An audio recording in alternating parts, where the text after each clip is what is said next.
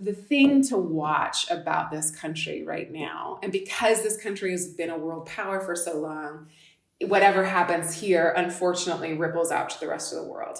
So it is about what we are going through economically. It is about what we've learned about our resources. It's about what we do with our resources. And it's about now what happens in other countries and with other nations in terms of our own power and dominance on the world stage, right? Like, this is a reckoning point. Okay, Alyssa, we've got some news items that we're going to talk about today. There's a lot going on in the world, but we can't lose track about what is going on in our own backyards locally. And the first thing that I wanted to talk about today is something that I understand you are extremely fired up over. According to recently released federal data, states are sitting on $5.2 billion in unspent funds from the Federal Temporary Assistance for Needy Families Program, or TANF. Nearly $700 million was added to the total during the 2019 and 2020 fiscal years, with Hawaii, Tennessee, and Maine hoarding the most cash per person living at or below the federal poverty line. Alyssa, what do you make of this? Erin, I would like to say something. So this goes back to the bill that was passed in 1996. And this was the welfare reform. And here's an interesting thing that goes to the whole topic. Then Senator Carol Moseley Braun from Illinois, she saw all of this coming. And she tried, when this bill was passed, to say we should not let states carry over unused TANF funds, meaning they shouldn't roll over. If you save $50 million, if you don't give away $50 million in funds a year, they should not roll over to the next year, where then you can amass $100 million, because as she called it, it would be a race to the bottom, which is in fact what has happened here. And so we both went down the rabbit hole of this great Propublica article, and it blew my brain apart. There are states that are literally just hoarding these funds, and where they are making it so incredibly difficult for people to access these funds that what they are doing is pointing to fewer and fewer applicants for these funds every year, when that is not that there are fewer and fewer people living below the poverty line. It's that they have demoralized them beyond the point of being able to just get up the chutzpah to go and apply for this, because they have made it so hard. In some states, Erin, the biggest culprits here, Maine, Tennessee, Hawaii, other states like Oklahoma, Nebraska are not good actors here either. In some states, first of all, the amount of money that we're talking about is $200, $300 per month that they're making people go bend over backwards. In some of these states, how they raise the bar higher and higher is that if you are getting child support from a partner, you don't qualify anymore. It can disqualify you. If you start to, some say you have to have a job to qualify. And then once you get the job, they're like, oh, you make like 50 cents an hour too much to qualify for this. And so here is an interesting example from Maine.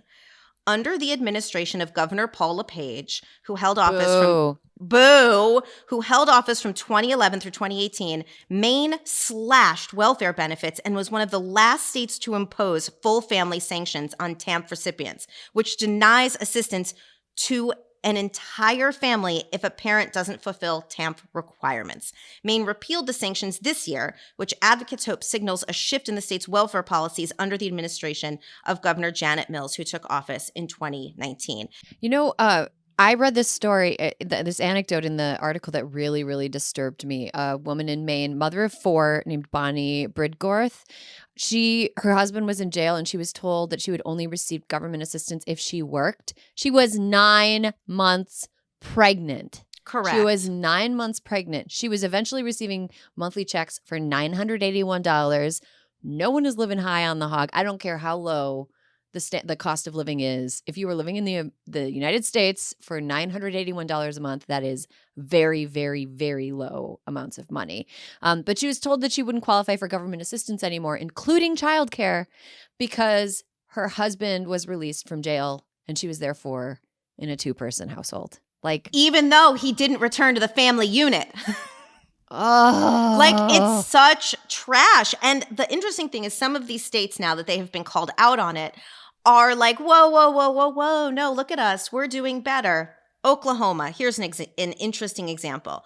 Earlier this month, this would have been in December, earlier this month, the Department of Health and Human Services in Oklahoma announced it would invest $27 million in TAMP funds in organizations that serve low-income Oklahoma families, including a community crisis center and a birth equity initiative.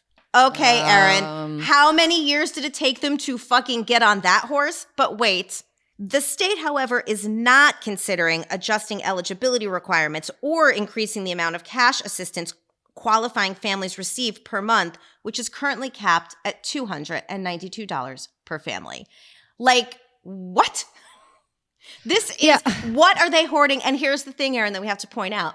Erin, why would these states be hoarding the money? What else could they possibly do with the money?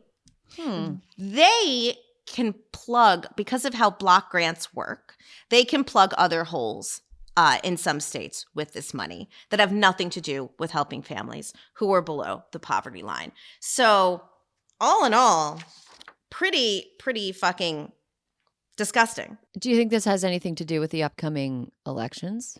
You know, Erin, I've heard rumors that some governors could in fact use the surpluses from the TAMP funds to, like, cut taxes.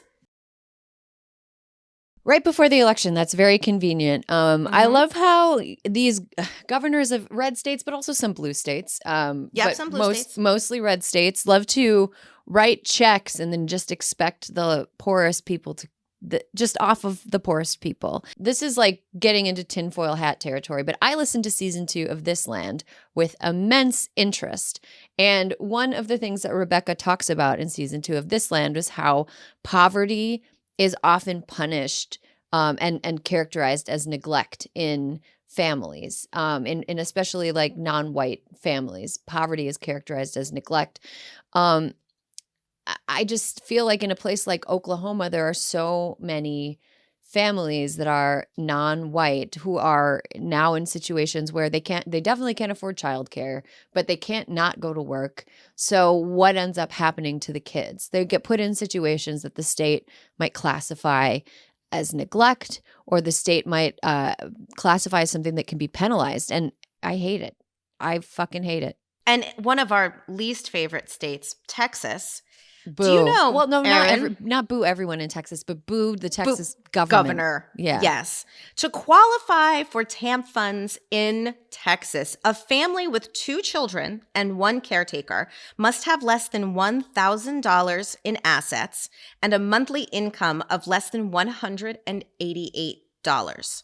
Those requirements have not changed in Texas, despite the state's $281 million in unspent TAMP funds in fiscal year 2020.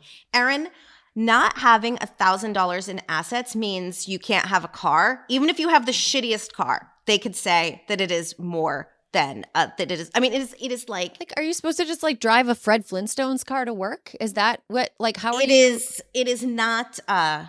It is not great, Erin, and I'm so glad that we took the time to talk about this, because with everything going on in the world, it feels like, oh, this can't possibly be happening. No, there are hundreds of millions of dollars in money during a pandemic. Have we flagged that? During a pandemic that should be going to help people who need the help the most. And who are those people? Usually caretaking people, mothers, caretaking women, people. Anybody who is providing care to children. And like, I don't understand why the first thought of these pro-life Republican governors is like, let's punch some poor kids in the face. Let's do it. Let's take them down a notch. What is that going to do? What does that do except get their crusty old weird voters excited to vote for them? Like, how?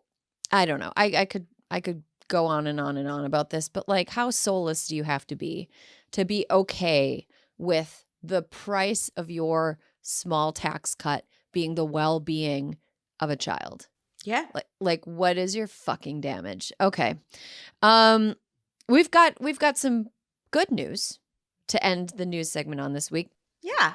The U.S. women's national soccer team members have settled their equal pay lawsuit for $24 million. Members of the U.S. women's national soccer team reached a settlement with the U.S. Soccer Federation Tuesday that will guarantee equal pay with the men's team. Well, the men's team sucks and the women's team is awesome. So it's ridiculous that it's just like, look, sorry, men, but we're calling it men's soccer. Equal pay with the men's team and offer players millions in back pay, ending a 6-year fight by players in a gender discrimination case that resonated through American sports and beyond. 22 of the $24 million will go to the players behind this suit, and that was an effective admission that U.S. soccer had not paid its women's team equally. President Biden, who called the case a long overdue victory in the fight for equal pay in a tweet on Tuesday morning, Megan Rapinoe, Alex Morgan, Kristen Press, and 25 other American players were a part of that suit. So what do you make of this news? This is great news. And you know what else? It's not just the pay, Erin. It is the standards of how they practice. As Megan Rapinoe said, this is about like the players who are there now and players who will come to be part of the team in the years to come can just focus on their sport. And apparently, I'm sure this isn't shocking news, but apparently their charter planes weren't as nice. The hotels they stayed in weren't as nice. The equipment they practiced on, the practice facilities were not as nice. And so now there shall be equity across the board. Thank goodness, because the U.S. women's national team has a long legacy of just kicking ass all over the place. The U.S. men's national team does not. So even if you're going to talk about like merit pay and how much attention they get, I just think it's about time. It's long past about time, but I'm super happy for all female athletes who now will benefit from this. This is great. Yes. And welcome back. Alyssa, if I told you I was about to pull a Nancy Reagan, what would you think that meant? Oh, girl, you going to try and keep me off drugs again? No, I wouldn't dare. I would not dare to keep you off drugs. Actually, I wouldn't. DARE would be a great. That is so funny. A great shirt. I new know. T-shirts. I know. New merch. Oof, let's not do that to the kids. Okay. So by pulling Nancy Reagan, I mean the least harmful, most benign Nancy Reagan trait, which is that Nancy Reagan, as a lot of people know, had an astrologer in the White House who was consulted for some major decisions that some people rose an eyebrow at. So we are actually going to move to the next generation of astrologers. And we have somebody here today who can kind of speak about the history of astrology and the way that it's practiced today. And I'm so excited to welcome her. Today, we're thrilled to welcome Chani Nicholas to Hysteria. She is a renowned LA-based astrologer known for incorporating progressive politics, activism, and queer identity into her work. Her New York Times best-selling book, You Were Born for This, Astrology for Radical Acceptance, is currently out and available. And her app, Chani, Your Astrology Guide, is available for download in the App Store. And I downloaded it yesterday, and it is so fun. It is so fun. Welcome, Chani. Thank you. Thank you so much for having me. Joan Quigley was the astrologer that you're talking about, was Nancy Reagan's astrologer, sorry. And she was, like in the biographies and in the stories, she was consulted for everything. So I don't even know if you could say it was benign because whatever, depends on what you think of Reagan's politics. But if an astrologer was consulted to make sure all of Reagan's policies went through, I'm not so sure it was benign, which is a really good point because astrology can be used in a multitude of ways for a multitude of reasons. And it's all about the person using it.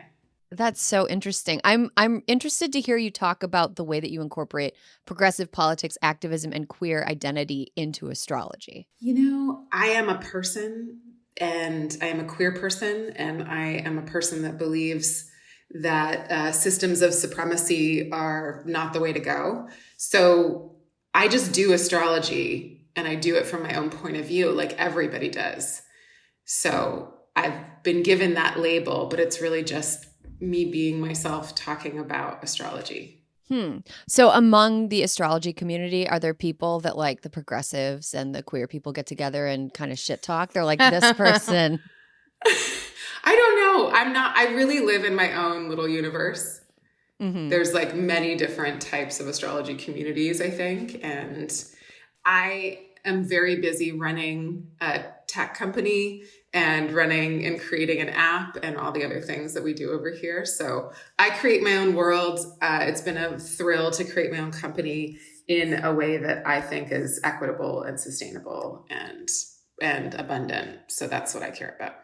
That's great. I moved to California in 2018, so that might be kind of what colors this next question. But in the last few years, it has seemed that astrology has become huge in ways that I never remember it being huge when I was a kid and like reading the horoscopes in the back of 17 magazine that was like, you're a Leo, you should wear the color gold. It's a lot more advanced. You have people talking about things like rising signs and compatibility charts and the charts of events. What do you attribute that to? So if you look back to the couple of thousands of years of history that this astrology that we do has, you can see at times where there was a major crisis in the society that you want to talk about was having, that astrology would come back into the fore. And one of my teachers, Demetra George, always talks about or has spoken about the fact that in Egypt, there was a type of cosmology that is very much influenced and has shaped Western astrology that we use now, but it wasn't as prevalent as it was in Mesopotamia.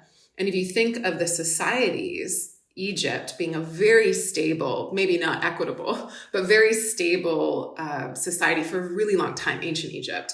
And then Mesopotamia that was undergoing a lot of different changes and different, rulerships. And whereas Egypt was like, this is the pharaoh, this is the way we do it, this is the next one. And it was steady and like kind of, in a sense, again, maybe inequitable, but grounded. They didn't have the same need for astrology that maybe Mesopotamia did, where there was a lot of upheaval. So when the situation, blows up, everyone's like, what do we do? What do we turn to? Where do I look for meaning? Who has some answers? Who can hold context for this experience? So in 2016, when a certain person was elected, you saw astrology just go kind of through the roof because everyone was like, WTF, what do we do now? How'd this happen? Obviously, it happened for a lot of reasons and they weren't all astrological, but the astrology started to really come in. And then it was the same time that we were engaging with social media in a really different way, Instagram, and obviously Facebook had been around for a long time and Twitter had been around for a long time. And so then you get a pandemic. Everybody's inside. Everyone's learning about sourdough starters and banana bread and astrology, because what is happening? And because the astrology of 2020 was so horrific that astrologers have been talking for a long time about the mark that was going to be made in that year. And then we were all, in lockdown, reading things, listening to things, and astrology was able to kind of like get the attention, and then TikTok just blew it up. So it's about crisis, I think. Like in a crisis, people need something. We need to have a North Star. We need to have a way to hold the context for the ways in which we're grappling with our own mortality. Mm-hmm. So we mentioned Nancy Reagan and her evil astrologer, not evil. No, no, I'm not calling her evil. Joan, please don't haunt me. Is Joan still around doing astrology? I'm pretty sure Joan passed. Oh, okay. Yeah. So she's not like physically around, but she's metaphysically. No, I don't want her ghost to haunt me. I'm not saying anything bad about you, Joan. Okay, well, she can come on and haunt me. My life's gotten a little bit dull. Could use a haunting. So let's talk about other American presidents, American leaders that relied on astrological guidance. Like, what are some previous moments in American history when astrology became something that was very, very public and very popular? I don't know of another American leader. Do you? That used astrology? I'm like, do you have info that I don't? No, I don't. I don't know of one. It's actually, I think, phenomenal that we ever found out that Nancy used one. I'm like, how did we even get that intel? So I don't think that other leaders haven't used astrology. I just think that if they have, we don't know about it. Like, I think Adele has definitely talked to an astrologer, because the ways in which she like put things out on these like really interesting astrological dates this year. But I'm sure people use astrologers all the time. It's just not public. Why do you think it's not public? Do you think that they're like ashamed of it, or they think that people view it as superstition? I don't think it's anybody's business. Like, like your chart is your business. My chart is my business. What I do with it and like how I use the transits that I'm undergoing. There's something, we're so interested in astrology in this moment, but there's something about it, like all wisdom traditions, that is kind of self-secret. And there's a way in which working with some of it in some ways shouldn't be public information. I don't, we launched the app, the Chani app, on really good astrology, and I made that very public and clear. But there's other stuff that I do that I wouldn't tell people. It's just, it's my way of working with the system. So I don't think it all should be public. It gets weird. It's like, if it's too public, if it's too in pop culture, if it's too in the zeitgeist, it kind of loses some of, it doesn't, it is what it is, but it feels like to me, there's real value in keeping things for yourself. Interesting. Do you ever see it, astrology practice publicly in this moment and think to yourself, this is very irresponsible what's happening, or this is very irresponsible the way that it is being represented? It's none of my business what other people do. Oh, okay. Interesting. It's their business. Interesting. It's their business. They get to have the results we all get to have the results of our own actions. Okay. So throughout you mentioned the Mesopotamia and Egypt having traditions in astrology. Can you tell us a little bit about how Mesopotamian astrology differs from the astrology that's being practiced today? And if it is really, like, what changes have gone on between then and now? Great question. Big question. So when we talk about those regions and those time frames, we're talking about the origins of astrology. So astrology at that point was there were astrologers / astronomers, because they were the same thing at that point, watching the sky and documenting it for like hundreds of years. It's actually one of the longest standing scientific documents that we have, is like the documentation of when Mars rose and what happened. And it was like the calculations of the planets. And then they started to get into like, okay, if this thing happens, then there might be something that's going to go on with the king or the ruler, or there might be an invasion. And so we start to get into using astrology to predict something for that group of people. And then we get into like court astrologers, and like court astrologers had like a really gnarly job because they had to give the king or the ruler the prediction. And often if they were wrong, they got murdered, or if they gave a prediction that the ruler didn't like, they could be like imprisoned or in trouble, or like so much was riding on it. And so there was this like intense pressure. So rulers used and nations kind of used astrology for a long time. And then as history kind of unfolds, and we get into like the Hellenistic era, and we get into that whole kind of thing where a lot of different cultures were coming together and being colonized, and rulership was back and forth. We get into all of a sudden we have a different type of astrology that it is very comparable to what we have now, which is about your personal chart. So we didn't have astrology for you personally for a while. It was more about kind of are we going to make it? Will there be, war? Like what's the bad omen? What's the good omen? Alyssa, yesterday was a big day for you, and I think it was also a big day for America, wasn't it? Let's talk about this, Chani. Pluto returns. What? Pluto return. So yesterday was my birthday, and I heard that Hey, happy birthday. Thank you so much. And I heard that Pluto returning. We love Pisces. Pluto holds a lot of significance. What does it mean that Pluto has returned? Okay, so it takes 248 years for Pluto to come back to the same position it was in originally. We are going through our first Pluto return.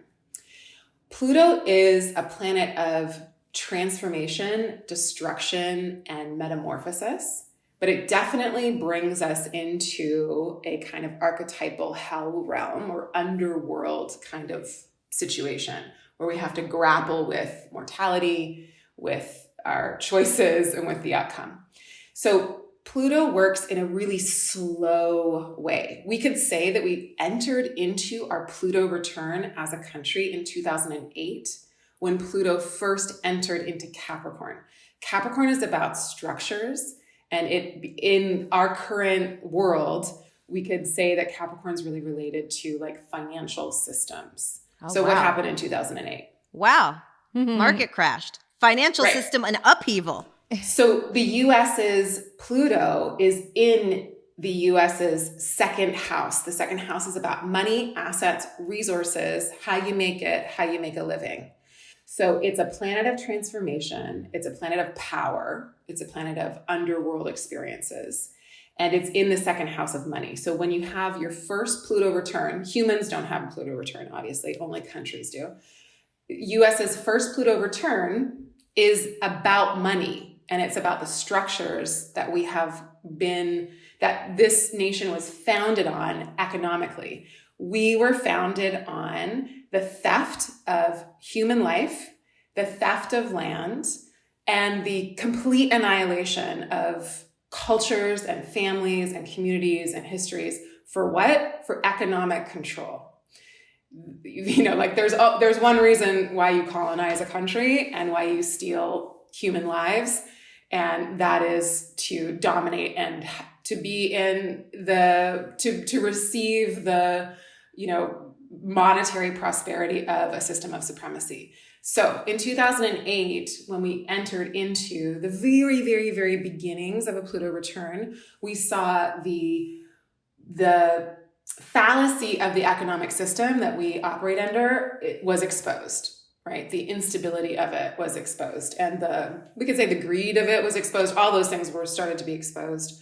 We also had the first Black president that we had ever had. And because this nation is founded on white supremacy, that's also kind of a marker in a sense of then what was to come as a reaction and as a kind of retaliation against trying to open up a conversation about white supremacy and the roots here. So we can see, like, if you think back to 2008, we weren't having public discourse about the history of this nation in the way that we are now. We weren't talking about theft in the ways that we do now. We weren't talking about the way this country was built and the impact of that in this moment until now. And then in 2020, we had this moment where Saturn and Pluto and Jupiter and the South Node, which is where eclipses happen, all lined up in January of 2020. And that was the big mark, the Saturn-Pluto conjunction, that all the astrologers were like, this is going to be bad. And we didn't know how it was going to be bad. And January rolled around and we lived through it. And then February and March happened. We were like, that's what went on with the Saturn-Pluto conjunction. So again, it's like, it's revealing the instability of the ways in which we have structured our society and our culture, and the ways in which the systems that we live within are based on inequity and how they are so new. This is not an old country, you know? We can change this. This doesn't have to be the way that we live. And I think that's what the last 2 years has taught us. We can work from home. We don't have to be flying around the world to get our jobs done. We also have money to support people. Like, we have resources that we could allocate to support human life and to create, you know, a sustainable way of living. We just don't. We're just choosing not to, or the powers that be choose not to. So now that Pluto's here, what does Pluto's this? always been here. But now that it's like, you know, now that it's returned, baby? It's back. What does that mean for us, for the United States going forward? Well, if you look at the last 2 years, we've had, we can look back to 2008 until now, and then, you know, Pluto's going to be in and out of Capricorn until November of 2024. So because it's such a slow moving planet, we have to think about these larger swaths of time. But if you think about the uprisings that happened during, you know, 2020 and beyond, but I think part of what Pluto does is it's like you have to reckon with what is underneath everything. Things get pulled up and exposed. So for the first time in our history, we had conversations about reparations on the world stage at the presidential elections. And nothing has happened. I'm not saying like just mentioning it is enough or good, but it's like that's, we have to heal from the past. And the only way we can heal from the past is to also make sure people have the resources that they need to do so and the resources that they deserve. So I think, conversations about reparations is really important, and looking at who has suffered from the theft of all the things that we've mentioned before. But what happens now is our choice. Like, that's the thing. This is the mark of the moment. This has what occurred. This is what has happened in the sky. This is what is occurring on the ground. What we do with that is our choice. Interesting. So what are some things, over the next couple years that you find to be very interesting that are happening astrologically for the country? Like, is there something coming up that you're like, I'm not sure what it means? Nothing could be bigger than a Pluto return, really, because it is the slowest moving planet. So the thing to watch about this country right now, and because this country has been a world power for so long, whatever happens here, unfortunately, ripples out to the rest of the world. So it is about what we are going through economically.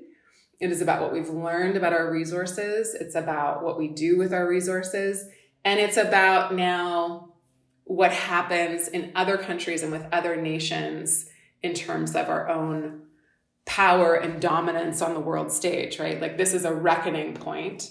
And so it doesn't mean that we're going to lose everything. But I think a lot of people have been talking for a long time about, the last days of Rome. Like, right. What are we doing? How come the wealth is so disproportionately centered on a very few people? That's not sustainable. And speaking of Rome, I was going to say, what has happened in other countries' history during their Pluto return? Has there been like... Ooh, you're going to make me pull up all my dates and things. There's a lot you can look back to. So you have to look at the histories of countries that have been around for hundreds and hundreds of years. But you can look at like the England's Pluto returns. One of them, and it's like there's the first Pluto return, second Pluto return, third Pluto return, and you're going to see different stages of development along all three. I think the second Pluto return that England had was the beginning of the what they call it, the golden era of England's lifespan. But then the third was the end of slavery, or the end of the slave trade.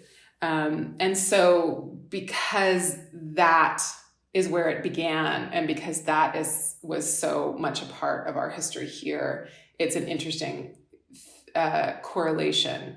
So of course, one of the things we've been talking about really predominantly in our society is abolitionism, right? Like, also we've talked, white supremacy has entered the zeitgeist, and just even grappling with the impacts of that, but so has the very thought of not having prisons, and why prisons were created in the first place, and how that they are just an extension of enslavement and the way in which this country is operated. So those are like major points of contention, and those are major points of conversation, and those are things that we've just begun to kind of grapple with.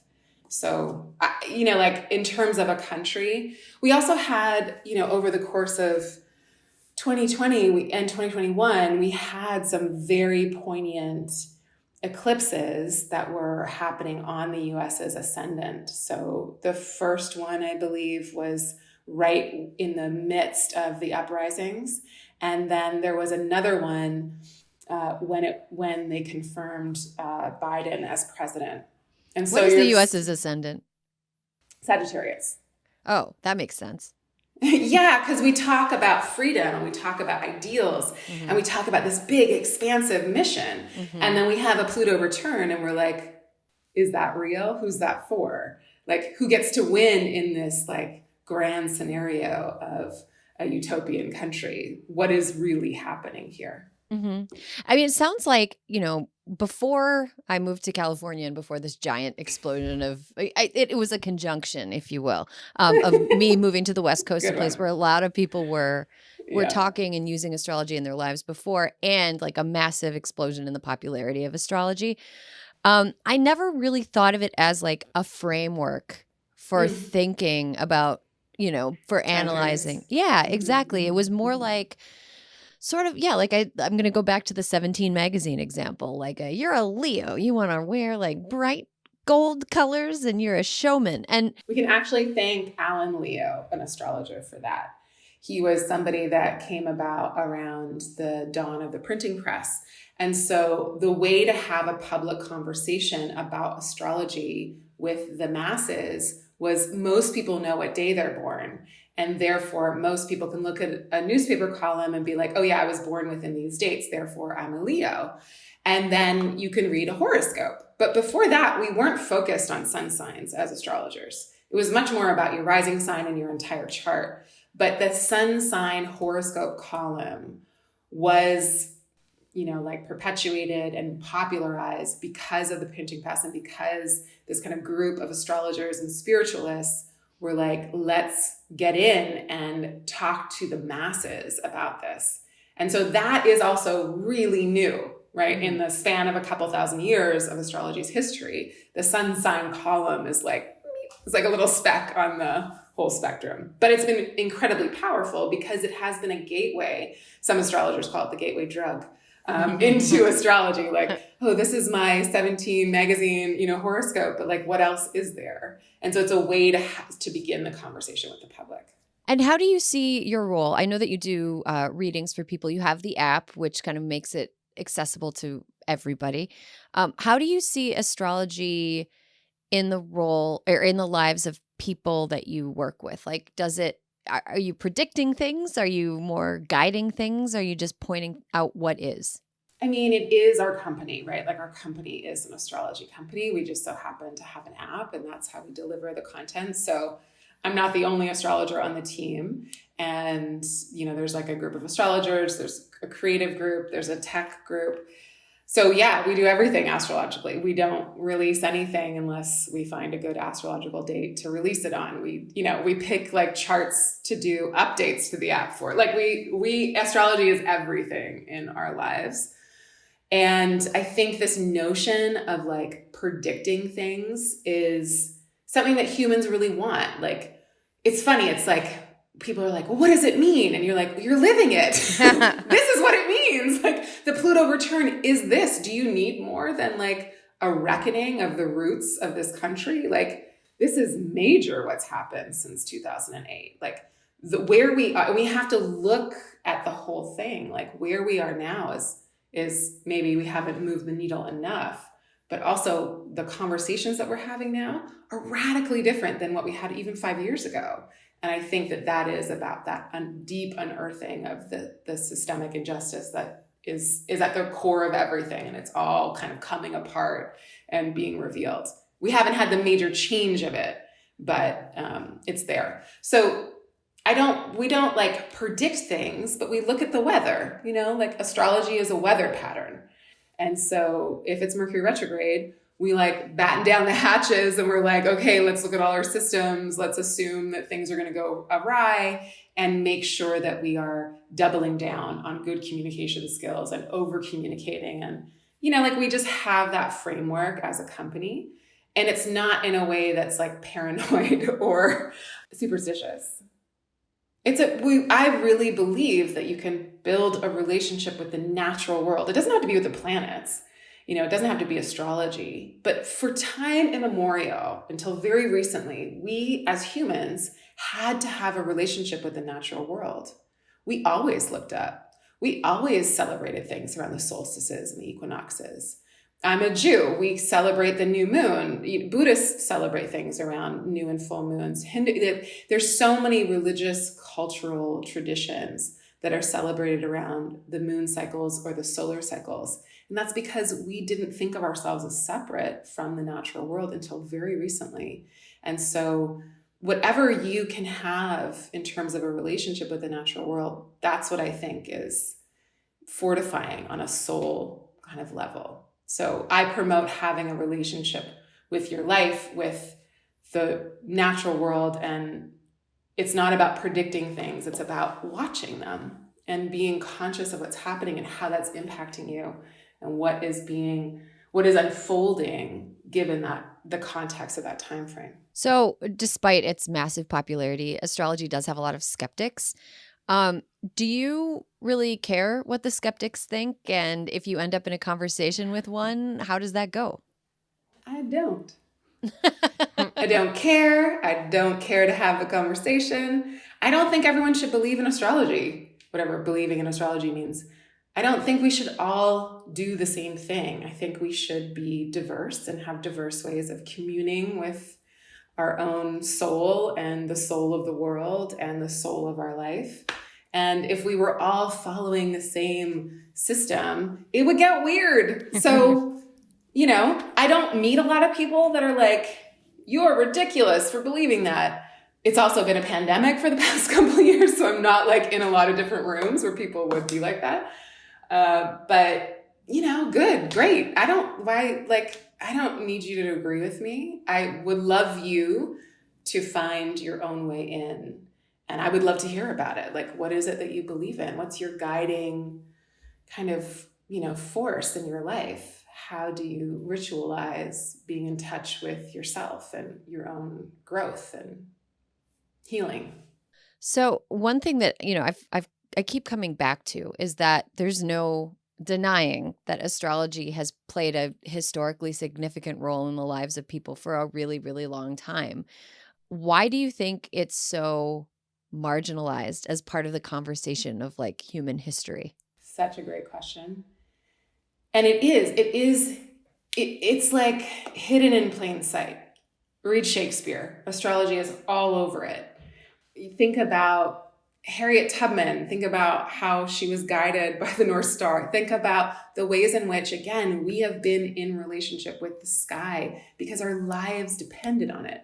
We needed to know what season it was. We needed to know how long the sun was good. Like, we needed to know where the crops were. We needed to know, we had to be in relationship with everything in nature. So all cultures and all cultural traditions have what we call astrology embedded in them, a kind of cosmology. The earliest depictions, the earliest art that we have, some of those like cave paintings, like in France, the caves of Lascaux, those are the rising and setting of some stars of the Pleiadians, we had to know, oh, those stars are rising. That means that spring is coming. That means that food is going to be here.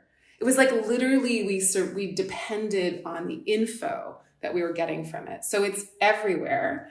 And I think that it's been so demoted in terms of a system of knowledge for a lot of reasons. The church wasn't so happy about it. There's ways of knowing, were really different ways of knowing, really demoted. If you think about, again, systems of power, who wants to concentrate power, how they want to concentrate power, how they might be like, this is the only way you can get a relationship with God. This is the only way that you can have a relationship with power. And so a lot of the other things got pushed to the side and also were illegal for a lot of history in different places. Astrologers would get arrested. It wasn't thought of as a good thing once there was an institution of God. Right. So is there a history of marginalized people practicing astrology kind of on the DL? Or was astrology itself marginalizing?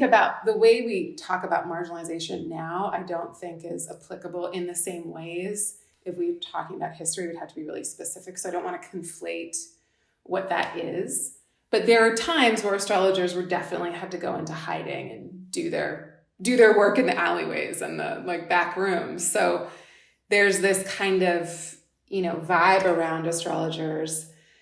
A, there's a lot of fear about it. And B, it was so frowned upon in so many different religious institutions and then legal institutions that there's this like carryover. And, like anybody can claim to be an astrologer and anybody can say anything. And so it's not like a regulated field. But a lot of people can say they're reporters too. No, I mean, seriously, that is 100% true. There's like you can be a guru with absolutely a guru of anything. You can be the president of the United States and have literally no experience. You can be. So why do we not believe in presidents? Yeah, it's the same thing. It's like right. Well, some of us don't believe in presidents. My faith in presidents is waning. To use another astrological term, it is not waxing.